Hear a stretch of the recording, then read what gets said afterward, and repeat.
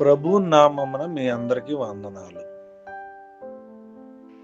ఈరోజు దేవుని యొక్క వాక్యము వాగ్దానము, జాగ్రత్త పడుడి, మెలకుగా నుండి ప్రార్థన చేయండి.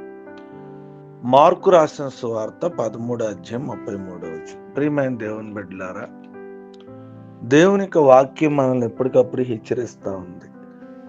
జాగ్రత్త పడాలి. మనం చాలా విషయాల్లో సమస్యలు మన మీదకు వచ్చేంత వరకు, సమస్యల్లోకి మనం వెళ్ళిపోయేంత వరకు, సమస్యలు మనం ముంచి వేసే అంతవరకు కూడా మనం జాగ్రత్త పడం. కొన్ని విషయాల్లో చాలా అజాగ్రత్తగా ఉంటాం. చాలా చిన్న మాట ఈ వాక్యం, కానీ దీనిలో చాలా గొప్ప విషయం దాగి ఉంది. ప్రియమైన దేవుని బిడ్డలారా, దేవుడు అంతగా ఎందుకు ఈ మాట ఆయన చెప్పవలసి వచ్చింది అంటే, మనము సమస్యల్లో పడిపోయే పరిస్థితి ఉంది.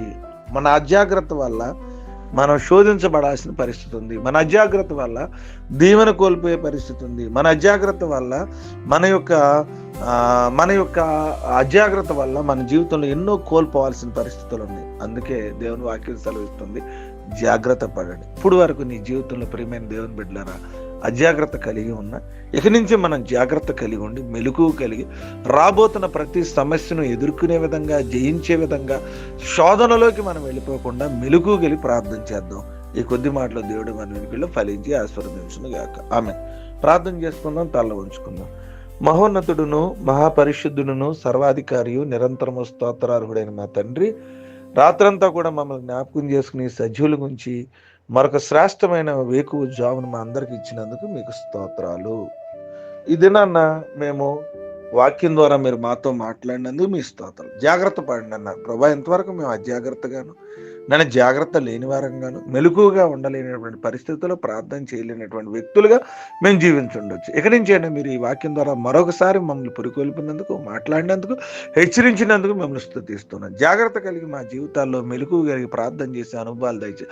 అజాగ్రత్త ప్రభా, మాలో ఉన్నటువంటి నమ్మకత్వం, ఏం కాదులే, ఏం జరగదులే, ఏం అవదులే అనేటువంటి బలహీనతలు మమ్మల్ని నాయన సమస్యల్లోకి, శోధనలోకి తీసుకెళ్ళదు. ప్రతి విషయంలో జాగ్రత్త కలిగి దేవుని వాక్యం సెలవిచ్చినట్టుగా అజాగ్రత్త లేకుండా ప్రతి కుటుంబము వారి వారి బిడ్డల కోసం, వారి వారి ఆరోగ్యాల కోసం, వారి వారి ఆశీర్వాదాల కోసం, వారి ఆత్మీయ జీవితం కోసం జాగ్రత్త కలిగి ముందుకు వెళ్ళడానికి సహాయం చేయమని ప్రార్థన, విజ్ఞాపన చేస్తూ ఉన్నాం. ప్రతి ఒక్కరూ మీ పాదశంలో జాగ్రత్త కలిగి జీవించడానికి సహాయం చేయమని వేడుకుంటూ ఉన్నాం.